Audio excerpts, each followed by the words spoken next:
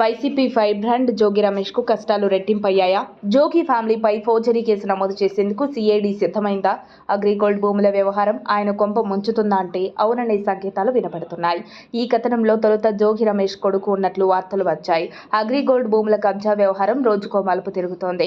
ఈ భూముల వ్యవహారంలో జోగి రమేష్ ఫ్యామిలీ ఇన్వాల్వ్ అయినట్టు, భూముల వ్యవహారంలో ఫోర్జరీ కోణం ఉన్నట్లు ఏసీబీ గుర్తించింది.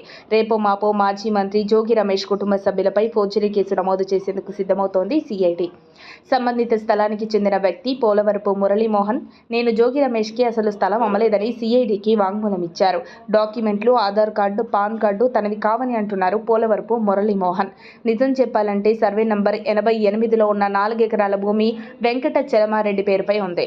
అందులో 1 ఎకరం భూమి పోలవరపు మురళీమోహన్ది. ఇంకొక ఎకరం భూమి అద్దెపల్లి కిరణ్ కుమార్ కు, మిగిలిన 2 ఎకరాల భూమి రామశెట్టి రాంబాబుకు 2001లో విక్రయించారు వెంకట చలమారెడ్డి. మొదట ఎకరం భూమి కొన్న పోలవరపు మురళీమోహన్ తన ఎకరం స్థలాన్ని ఫ్లాట్లుగా డివైడ్ చేసి 2003, 2004లో 11 మందికి అమ్మేసుకున్నాడు. కానీ పోలవరపు మురళీమోహన్ జోగి వెంకటేశ్వరరావుకు, జోగి రాజీవ్లకు ల్యాండ్ అమ్మినట్లుగా 2 ఏళ్ల కిందట రిజిస్ట్రేషన్లయ్యాయి. 2003, 2004లో 11 మందికి అమ్మేసిన భూమిని మళ్లీ 2 ఏళ్ల కిందట అమ్మినట్టు చెబుతున్నారు జోగి రమేష్ అండ్ కో.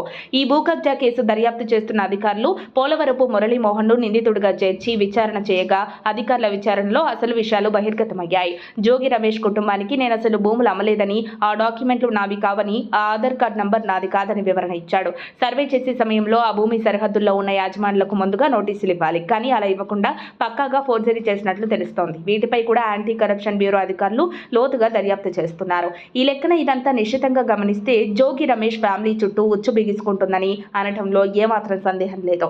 మరిన్ని అప్డేట్స్ కోసం మా కాయ్ టీవీని సబ్స్క్రైబ్ చేసుకోండి. మా వీడియో కనుక మీకు నచ్చినట్లయితే లైక్ చేయండి, షేర్ చేయండి. మీ విలువైన అభిప్రాయాలను కామెంట్ బాక్స్లో తెలియజేయండి.